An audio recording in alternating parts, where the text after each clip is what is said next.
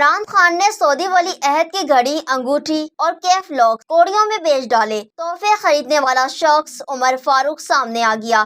توشہ خانے کے تحفے دبئی کے کاروباری شخصیت عمر فاروق نے $20 لاکھ میں خریدے تھے۔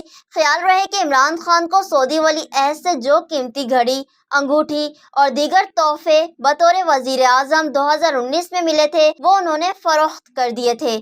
عمر فاروق نے بتایا کہ 2019 میں عمران خان کے مشیر برائے احتساب شہزاد اکبر نے رابطہ کیا، جس کے بعد عمران خان کی اہلیہ بشریٰ بی بی کی قریبی دوست فرح خان تحفے لے کر دبئی ان کے دفتر آئیں۔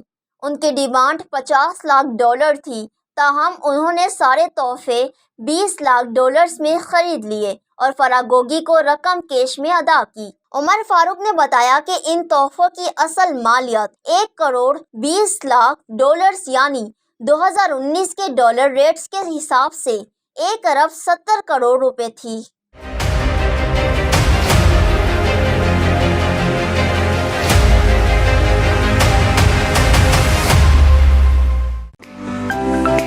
To watch more videos, please subscribe to our channel and click the bell icon.